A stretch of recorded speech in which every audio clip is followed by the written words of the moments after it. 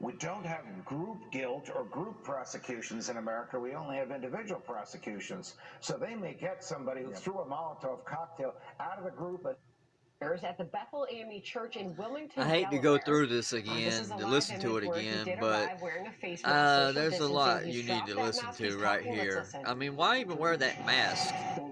I mean, it's not doing you no good just on your bottom lip. And it mattered the way, you'll just mad if I get emotional, I'm not going to, but it mattered a great deal though. This guy's all over the place. That you all treat me, the way you give every human vote. One of my, some of you know, if you ever come to my home, you'll see I have a library, one whole walls on comparative theology. You and I have talked a lot about this. Wall, the great confessional faith, it's one of my interests. And one of my favorite quotes that I find solace in comes from kindergarten. A phrase from Kierkegaard. Philosophy said, faith sees best in the dark. And it's been pretty dark.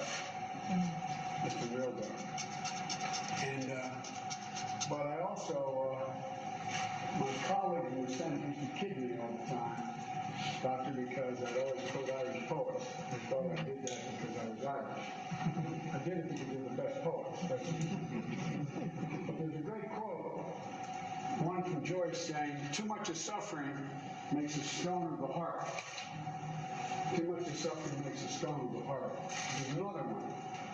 There's another one where Joyce is saying that history teaches us not to hope on this side of the grave. But then, once in a lifetime, that longed-for tidal wave of justice rises up, and hope and history rhyme. Talk a lot about the youth and getting the opinion of the youth. I have hundreds of young black men and women in my campaign all across this country. I spent a lot of time in Boys and Girls Clubs when I was able to go out and campaign. I spent a lot of time with in places where they'll sit down with me and talk off the record. Or on the record. I spent a lot of time talking to black people. I sit down with a lot of black people. He sounds like somebody that says, oh, I'm not racist. I have 3 black friends. What are you, counting them?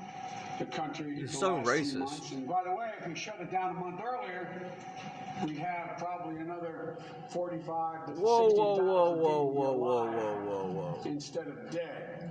Because he didn't listen to, and I'm going to say something outrageous, he didn't listen to guys like me back in January. Oh, he didn't listen to guys like you back in January. Whoa. Let's hear that again. But one of the things that is happening is, whether we like it or not, you called him xenophobic when he did do it. Has basically shut down the country the last 3 months. And by the way, if we shut it down a month earlier, we'd have probably another 45 to 60,000 people be alive instead of dead. But you called him xenophobic when he did it. But you told him. Back in January saying we have a problem, pandemic is on. You told him in January to shut the... Okay, yeah. I think that, and I was talking to Professor Smith at Harvard last night, and he's talking about history, and we have to educate the public more about the history. Oh, we need to educate the public more about history. Of the subjugation of African Americans over 400 years. And I said, I agree with that, but I think there's another thing. I think what's happened, and one of the maybe you know said it, I'll use different phrase. The Band-Aid has been ripped off by this pandemic and this president. Nobody can pretend any longer what this is all about. Nobody can pretend who has been carrying this on their back. It's What? been minority. It's been black. It's been Hispanics. It's been 600, about 4,000 or 5,000. These kids who are, quote, illegal young people has come across the border. the DACA students. These DACA students going to work. They're the ones out there making sure the grocery store's open. And they're What?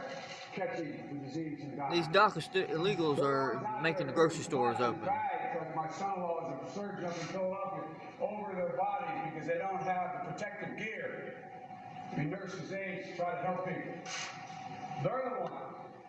They're the ones who all of a sudden people look and say, my God. You may recall something special about me is just how you all raised me. And I mean that because we go way back a long way, Bishop. We go back like car seats. You know, it reminds me, I was asked the question, I'm not that time to win it all, what's the difference between then and now? Well, I can remember